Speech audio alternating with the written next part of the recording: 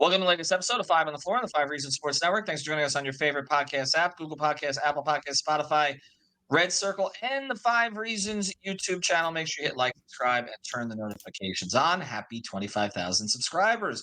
Also, check out Off the Floor. That's our new Discord. That's where you can communicate with each other, communicate with us, get special host updates.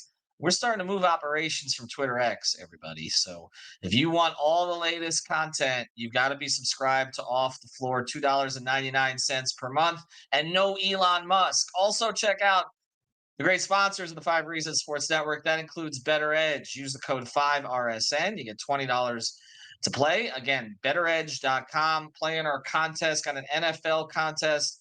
Goes on every single week for $10. They're easy to find. Just, again, use that code. Look for competitions, and you'll find them. We do a daily NBA contest as well. We're also doing a play-in tournament. We got all kinds of contests on there. So check out Better Edge. Use the code 5RSN and get $20 to play legally. And now today's episode. Down the Biscayne. Yikes. Five on the floor. Ride for my dogs. Where here's the thing. You can check the score. Hustle hard, couple scars. Wearing bubble frogs. Just like Butler said, you in trouble, y'all. Kept the floor playing. Got it all banned. Y'all seen the block. Stop with one hand. And Pat we trust. It's power, have the guts. We're here to bring the heat. Y'all can hang it up. Welcome to Five on the Floor, a daily insider show on the Miami Heat and the NBA, featuring Ethan Skolnick, Greg Sylvander, and Alex Toledo, plus others from the Five Reasons Sports Network. All right, welcome back to Five on the Floor. Here's today's floor plan. I'm Ethan Skolnick. You can follow me at Ethan J. Skolnick and at Five Reasons Sports. I got Greg Sylvander. You can follow him at Greg Sylvander. Thanks to Greg for holding it down on playback last night. Check out the coverage from the game as well. Alex, myself, and Brady, myself, and Gad Cartagena were there. Alex was off. Alex and Brady will be back with us on the podcast this week. Well, we are at the 20-game mark, and it was actually Pat Riley who coined the phrase that you start to evaluate your team at 20 games. Okay? That's not a phrase, but the theory. And the Miami Heat are 11-9. So they are on a 45-win pace, roughly, which is not awful. I had them at 47 before the season. There have been some bad losses. The game against the Nets at home, where they squandered more than a 20-point lead. The game against the Knicks on the road, where they gave up a 21-point lead. The game last night, as we're speaking, against Indiana, which was a total defensive debacle and completely embarrassing. They essentially, it looked like a game of Zoe's Summer Groove. For those who remember that at the arena, where 4-point shots and 5-point shots. I covered a whole lot of those. Darius Miles, I think, was the all-time leading scorer in Eddie. Remember that? Oh, that was the best. That was one of my favorites. That was Tim Hardaway when they were in year 2000. The Heat were actually going after Tracy McGrady and Grant Hill. They didn't get either of them, so then their attention turned to Eddie Jones, and Eddie was there, and Tim Hardaway, of all people, was leading the Eddie, Eddie, Eddie chant. They ended up getting Eddie Jones, screaming but then unfortunately Zoe got sick, and so that team didn't pan out the way that they had quite hoped. But yeah, it was total embarrassment. So there's some losses in there that are ugly, and there's also been some inconsistency in terms of availability, which seems to be a consistent problem. The only consistent thing with this team is inconsistent availability. And in this case, you've had Tyler Hero playing only 8 games. Now Bam Adebayo is missing time. He's going to miss another game on Wednesday because of the hip. Jimmy was slow starting into the season after missing the preseason. Caleb Martin took some time to ramp up, missed a lot of time. Josh Richardson took some time to ramp up. So, again, every team deals with a certain number of injuries, but it does seem like with the Heat, there's always something. It's a whack-a-mole. One guy's back and another guy's out. But we're going to try to evaluate the overall. So we're going to do that quickly here. And then we're going to go player by player. And the way I want to grade everybody is kind of relative to expectation, if we can do that. So, how they performed, and we'll go through them all quickly.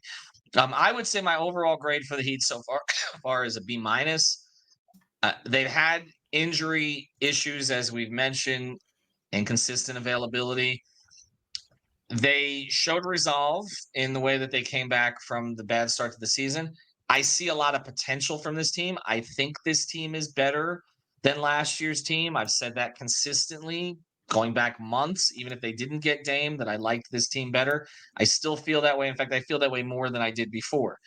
But at times, the execution is just not there. And some of it is the inconsistent availability, but some of it, like last night, is inexcusable. Like that's just disgusting. I mean, it's not about availability when you just can't. The point of attack was I mean, TJ McConnell was made to look like Steve Nash and Jason Kidd rolled into one, and that just can't happen. Even though TJ's done that kind of thing against them before, so I'm going to say a B- overall. They are right smack in the middle. They're 14th in net rating. They're 14th in offensive rating, and they slipped all the way from 9th to 16th in defensive rating over the past 3 games. So the 2 Pacer games, even one without Halliburton, did tremendous damage to their defensive rating. So they are essentially the definition of average statistically, and they were last year too. And then they went to the finals. So I have them at a B-. B- is fair. I think that there's parts of me that wants to say C+ when I look at things like this team is giving up the highest effective field goal percentage in franchise history at 57%. That's highest ever, straight up. And just like the calling card defensive stuff falling off of the face of the earth in the fourth quarter, like that wants me to say C+, but this is about expectations. And I think a lot of people thought that this team would struggle more than they have, which is maybe not everyone thought that, but I felt like that was probably the overall sentiment from the fan base early, prior to the season starting, after the offseason didn't go the way that everyone thought. They thought it would be so stale and that it would basically feel like last year. And although they're, around 500, this does not feel like last year. So to that point, I land right where you land, B-, but it's a B- in red ink. It's not like a B- in whatever ink you use when it's a great grade. Is that green? I don't know. I haven't been in college for forever. I still have the dream about the papers I didn't turn in my senior year, so I feel like I am still in college. I think that's fair. I think most people would put them around that area, kind of that B- to C+ range. Obviously, during the winning streak, it looked different, and you just have to have better fourth quarters in some of these games. Now, this past one, I don't even know how to explain it. I mean, they literally felt like they went 2 hours without a stop, and it was just a weird performance considering that the other team. I know you didn't have Bam and you didn't have Tyler and you didn't have Highsmith, but at least after the first 3 minutes. But that other team, I mean, South Beach flu is supposed to affect the visiting team when they're there for 3 days. It looked like it affected the home team. But let's go through it. And again, we're going to do this relative to expectations. Okay. So just because somebody is graded higher than others does not mean we think that that player is a better player. But it's okay what we anticipated and what we've gotten. So I'm going to start here with Jimmy Butler, who last night to me typified it in a lot of ways. When he feels like it, he's still really good. So last night he had 8 points in the first half, was a complete non-factor on both ends, actually. Okay, just looked totally disengaged. And then what did he have in the second half? 25, I think. And then he ended up with 33, 5, and 5. The positive here is he still has it in him. Okay, so it hasn't disappeared. He struggles with length at times. He struggled with Obi Toppin last night, and then he kind of figures his way out of it. And he started a pump fake, and he started to exploit the switches. He's learning how to play with some of these guys. He's got a guy out there in Jaquez who's very similar to him. They got to learn how to play off of each other. He's playing with Caleb sometimes. Obviously the Tyler fit has been something we've discussed a lot. I'm going to say B- for Jimmy.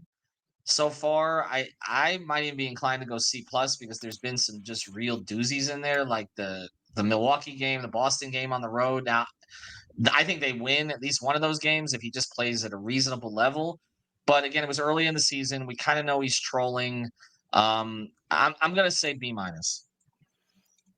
I hate that we're gonna agree a lot, but that makes sense. I mean, you know what? Let's not agree. I'm gonna say he's a solid C, And that's only because we know what Jimmy Butler's capable of, and he obviously can become an A-plus guy, and he will eventually. So I'm going to go C for everything you've already mentioned. There's some things that I don't love about, some of, I don't know. There's been moments where he's felt kind of going through the motions is too strong of a term because Jimmy Butler is such a, like, as Bernie Lee would say, such a psycho that he doesn't just go through the motions. But Right. when you look at the rebounding numbers, some of that stuff, rebound percentages throughout his career, you're going to notice that this year is not particularly kind for him. That's, to me, it shows that there's pacing himself. And so for now, 20 games in, C. He's also a little under 47% from the field. That's come up some from where it was. It was sitting around 43, 44, but that's lower than last year. So he hasn't been quite as efficient. He's now second on the team in points per game behind Tyler. A lot of noise in those numbers because he's put up numbers in games Tyler hasn't played in.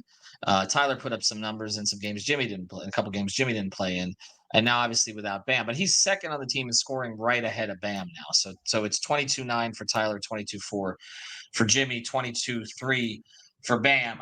So this transitions to Bam here, and there's only two possible grades for him, and it's only if you want to find a flaw somewhere that I think you go with the lower one. But I'm just going to say a straight A. Um, the hip injury is concerning, not his fault. It's concerning it just seems to be, it reminds me a little bit of, because what Eric said last night about how he just keeps banging it. Okay. It just keeps reminding me of the Dwayne Bone Bruise. Like if you go back to the Big Three era where it was like he'd be fine, and then 3 weeks later he would knock it, and then it was going to be another week setback. So that concerns me, but that's not a performance issue. He's giving you the aggression that you wanted offensively. He's 15.8 shots per game. We said he wanted him to be in that 15 to 16, 17 range. So he's right there. He's developed all kinds of counters that he didn't have before. And the biggest thing is he's been more aggressive. And then, to me, his Defensive Player of the Year case is what we saw from the Heat defensively since he went out in the Indiana game, which there was one stretch where the Heat played well, but I mean, yesterday was. I don't think that happens if Bam's in, and to me, that's the greatest tribute to him. So I'm gonna say an A for Bam. No ceiling, A minus. And I'm not even giving y'all analysis. Let's go to the next one. All right, so let's go to Tyler, and we'll do this one, and then after the break, we'll get to the others. I know some of you inclined to say incomplete because he's played only 8 games, and others who just want to blame him for every injury that he ever has are gonna downgrade him for that. But I'm gonna evaluate what I saw for the first 8 games, which is again a better player than he was last year. I'm not gonna blame him for taking higher usage at a time where Jimmy was again trolling during a lot of it and seemed not to want to score or wasn't sort of making those kind of efforts. I understand about the fit issues coming back into the starting lineup and all that, which is where he should go. We'll talk about Duncan here in a second. But I'm gonna say a B plus again, just because he hasn't been available. But and which again, I'm not gonna blame him. Maybe it sounds like I'm marking him down for that. I can't put him in the A range when he hasn't been out there for 10 games so far, but I saw enough early in the season to say B plus. Yeah, there's no doubt. I mean, he was having a huge year. He's like basically looking like what everybody said Bradley Beal was looking like in Washington when they were fawning over him for all those years. And it remains to be seen how it's going to work long term. So when we give him and you landed where, just so that I'm clear, where did you go? B plus. I would almost even say that he could sneak into the A minus range, but B plus is right here. We're not going to agree on all of these, folks. I promise y'all. But that's the thing. This is an incomplete by virtue of the fact that if it doesn't fit within the team concept, and if he can't be on the floor when it matters most, fans are not going to care what it looks like when he is on the floor. So there's some availability is a skill. Does someone say that? Or that's, I guess. I think availability is a talent. Well, you can't make the team from the training room is kind of what Bill Parcells used to say. And he's made the team, but, You're right. It's not going to matter what he does if he's not there to do it. That's really what we're getting at. All right, after the break here, so we've got Jimmy, we got Bam, we got Tyler. Now we're going to go through. We're going to go a little quicker through some of the role guys on this team. Some of them look like more than role players. Before we do, I'm going to tell you your role in your grooming. And now it's time for the official 5 on the floor injury. Football season is back, and you know what that means. Touchdown dances, Sunday tailgates, and epic fantasy showdowns. But fellas, let's not forget the real MVP of the season, introducing the all-new Beard Hedger Pro Kit by Manscaped, your ultimate luxury beard grooming experience. This kit is your secret weapon for staying sharp on and off the field. Don't fumble this opportunity. Head to manscaped.com and elevate your grooming game with the Beard Hedger Pro Kit. Join the 9 million men worldwide who trust Manscaped. You heard that right. 9 million men, or 109 MetLife stadiums. We shouldn't be talking about New York. So go to manscaped.com. It's not even New York, it's New Jersey. Go to manscaped.com and get 20% off and free shipping with the code 5RSN. Again, 20% off and free shipping with the code 5RSN. Your grass is not artificial. Keep it shaved with Manscaped. All right, so let's go through some of these other guys, and I know that there's going to be some disagreement on some of them, probably not great divergence. But we'll do these quicker, so a minute or less. Kyle Lowry, where do you put him? I'm giving him a B-. It's funny. I think we do come in at the same place here. That's what I was going to give him. It's like it's a B- relative it's a B- relative to where expectations have landed for him. Yeah. Right. Not expectations when he signed the contract, not expectations in terms of competing with the best point guards in the league, but expectations for being a functional player. And I give him credit for the shape that he got into. It's clear he got into better shape. And he has had moments this year where when he's shot the ball, he's really helped them. But he also has limitations that they have to work around. And that's so, they need an overall upgrade of the point guard room. Whether or not he's going to be part of that room going forward or not. So they either need another complementary piece to him that's similar to him, or they need an upgrade overall. I think B- is fair there. Josh Richardson. That's a tough one because he started out so ugly and now it's started to get right. And so the recency is going to probably make me lean into giving him a better grade because I want to give him the benefit of the doubt because I also want Josh Richardson to work out in Miami.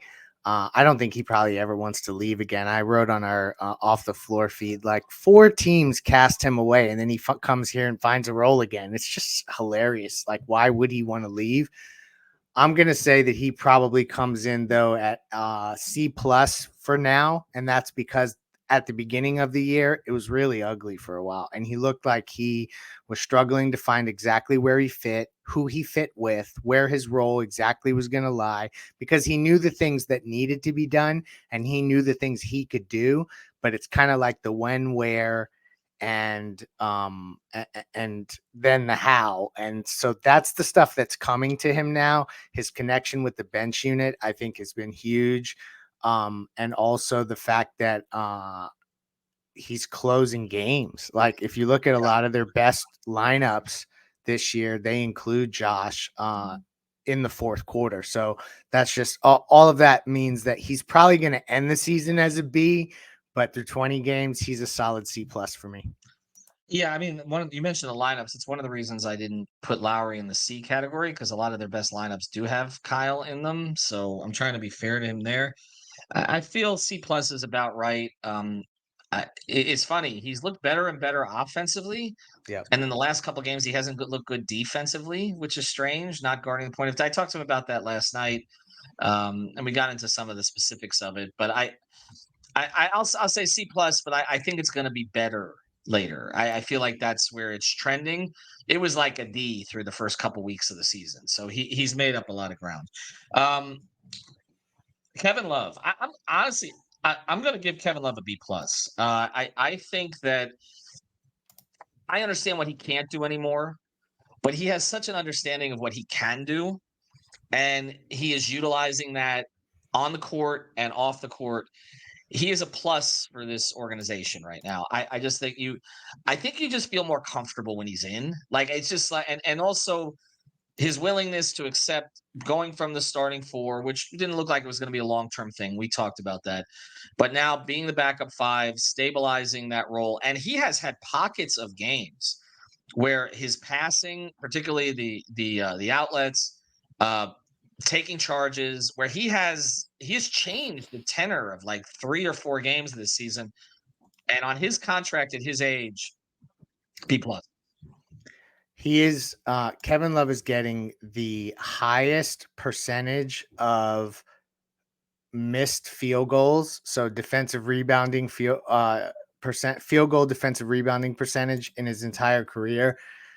That's something they need. Like, he's not going to be the guy that fills the stat sheet. He's not going to be the guy that's going to shoot as good as he's ever shot from 3. He's not going to get the crazy number. So do the things you need him to do. He finds the right spots. He gets guys out on the break by virtue of them crazy outlet passes, and he's rebounding just well enough to seize the backup center role. I think you're right on with Kevin Love. I think he's had a pretty damn good year so far.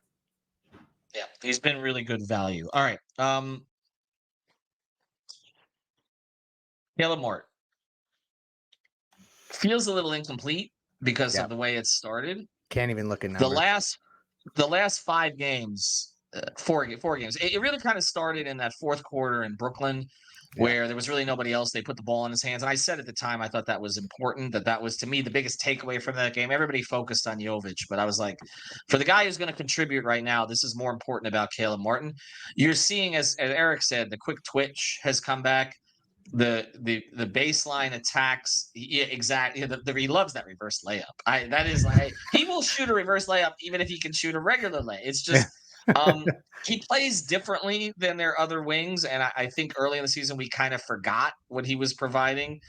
I'm gonna say, to me, it's a C or C plus, simply because if you look at the overall performance of the year, I can't put him in the B range, but I see the upside similar to Josh, and I feel like now, if the knee injury is literally behind him, which we'll see, there's some in our network who don't think it is, then the arrow is up with him. I think even more than it is with Josh.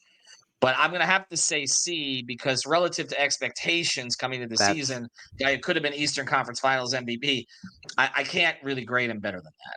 That's why I'm going D plus. And you know, we're mincing, like, you know, splitting hairs and mincing words, but this has to do with, and we had this discussion on Off the Floor amongst 75 of us that were chatting an hour before the game yesterday, and it was about the fact that, like, what's Caleb Martin's trade value now? And there was arguments that his value is as it was throughout the summer. How the hell can he come off the end of that Game 7 in Boston, and then, like, he went the summer with whatever trade value he had, which you and I know he had trade value, to now there's no way that the value is the same. And so for me, relative to expectations, as you said, I expected Caleb to be their 4th best player, and he hasn't been anything close to that. I'm gonna grade him down to C minus. Then I think you've convinced me on that, and I think we're gonna look at this differently in a month. Oh, so for sure. It's 20 games. I don't think it's not an effort thing for him. It's just where it is. All right. Haywood Highsmith. I'm gonna say a B. Yeah. I feel like earlier in the season, when he first got the starting role and his contribution to winning, which is still there, it might have been even higher. I think one of the reasons we're not going to say it's that much higher relative to expectations is I think you, me, Brady, Alex, we all thought he'd have a role this year. Like, maybe some Heat fans did not, but we thought he'd be in the rotation. To be a starter, to earn that role, he deserves credit for it. I am concerned about some things, though. The more that he plays, there does seem to be some diminishing returns here. Defensively, as good as he is, Halliburton's cooked a lot of guys, but that game was not good for him. And you talk about availability, he's getting dinged up a lot. Now, again, I don't blame all that stuff on the particular player, but he just hasn't been able to build the momentum off that. And the biggest thing that concerns me is the shot, because that is what made him so playable. We know about the defense, but he's making the 3-point shot. Then you really can't take him off the floor in a lot of situations. And there's been some games lately where we've been like, okay, you got to get him off the floor because teams are leaving him open and he's not going to make that three. He likes that wing three kind of from the left side usually, and it's not going lately. So I'm gonna say, like, if we did this a week and a half ago, I would have said A-, and to me it's a B and dropping right now. Whereas I think Josh and Caleb are lower but rising. I'm still giving Haywood Highsmith an A-, and I'll tell you why. When he's starting this year, they're 10-4, so that's 14 of the 20 games. In the other 6 games, they're 1-5. So I'm gonna still hook him up with the early game A-. But again, this week had him trending down, and so we'll see where it goes. But for now, A- just because of the team success. All right, Thomas Bryant. He's gotten played out of the rotation, so I mean, it's a D, isn't it? Like, it's just it looks like another of those signings that at that position that, you tried something different. You went for someone younger, more offensive minded. He looked better early than he's looked lately. The Nets game, he's got some opportunity, hasn't made the most of it. He's been passed in the rotation by Orlando Robinson, not just by Kevin Love, but now by Orlando Robinson. So to me, D- so far, and I don't really know that he's going to get an opportunity to play his way out of that. So that's where I would put him. Orlando Robinson, there's not enough data at this point. I would say the same with Jamal Cain. The one thing I'd say about Jamal Cain is he's got to know where to go when he's on the court. I was watching last night, and teammates were frustrated with him. Josh was kind of pointing for him where to go. I thought at one point Caleb did. Maybe it wasn't Caleb. It was Josh. And then Duncan was stopped at a timeout, telling him where he's supposed to be on the other end. And then there was stepping out of bounds on the baseline. Like, I don't know. He just had a bunch of sort of brain lapses there, and he, as much energy as he brings, he's not going to play much if that happens. And it kind of goes back to what I was told about camp, that he was close to getting cut. Like, everybody was talking about, him not getting the standard, but he kind of saved himself with those last preseason games to even get the two-way. So with as many wings as they've got, I like him. I like his energy. I like his skill set, his switchability, and all that. Seems like a good guy, good locker room guy. But he's got to know what to do when he's out there, or Spo's not going to play him. I mean, that's just the deal. So, Cain and Orlando and I'll close the loop on both those guys. The only thing that rubs me the wrong way as we're talking 20 games in is that I wanted, I guess, both of them to flash a little bit more. Orlando Robinson has had a couple games where he's played so many minutes and it was such a high scoring atmosphere against Indiana where he did score well. But I think, like, when we talk about the backup center role and our expectations heading into the season and how we thought Haywood Highsmith would have a role, I think we all kind of thought Orlando Robinson had a real opportunity to take a backup center spot here, and that has not transpired. And Jamal Cain, obviously. He moved all the way to fourth string center. Now it seems like he's third. So he's made some progress in that regard, but watching Spoelstra get irritated with him in terms of positioning, and even after the game last night, whereas Spo doesn't typically do this because Orlando had a big stat line, and the type of game that he made some threes. I mean, you can see the skills. Like, I mean, the skills are there. And he's a bright guy, and I think they want it to work out with him. But at the same time, like, you could also see Spo getting annoyed, and then after the game, he said there are some things he needs to get better at. Spo doesn't usually go there. He tends to criticize collectively, but praise individually. So whenever he does that, it's because somebody asking the question is praising the player, and Spo wants to make it clear. Untrained eye. Jovic, I'm not going to grade because there's no opportunity to grade it. I think some would grade Spo on that. I would not, but that's where it is. So there's one guy left, right? Drew Smith, unfortunate situation, never really got to see it.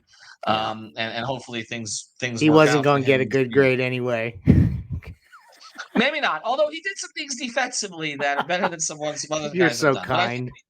I think I am trying to be. All right, so we've hit everybody but one. I mean, there's only one grade here, right, for Jaime Jaquez Jr. And this comes off in what my view was his worst game. I did not think he played well in the second game against the Pacers. He looked jittery. He was missing free throws. He looked like a rookie. It's kind of the first time he's looked like a rookie since they put him in the starting lineup early in the season, and he missed a bunch of threes because he was didn't really sort of know where he's supposed to be, so the ball kept finding him there. He's an A+ though. I mean, you have a draft pick, 22 or not 22, who you pick at that spot, 18, and he's contributing on a team that has contending aspirations. He's playing heavy minutes in fourth quarters. He's playing defense, and he has become electric for this fan base at home. Like, he's getting the Tyler treat. Like, it reminds me of Tyler as a rookie, where every time Tyler did something, the building sounded different. It sounds different with Jaquez. Like, people are going to games and watching games now to watch him play. Like, that's and so it's an A+. Again, bad night against Indiana, but it's an A+. This is this will have more explanatory power than me saying anything else.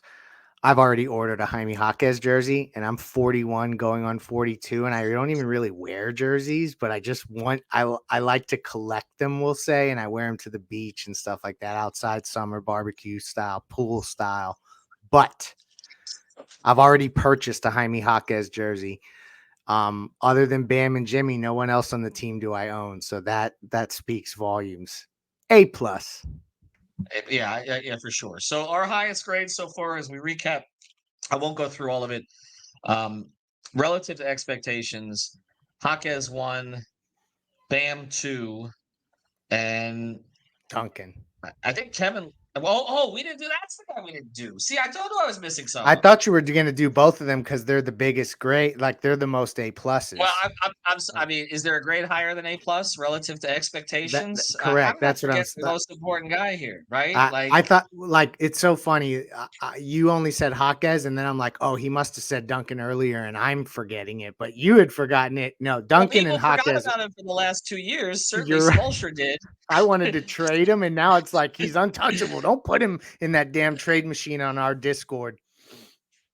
Can I just give you the numbers here? I mean, he's averaging 14.7 points in 29.6 minutes, 49% from the field, 45% from three.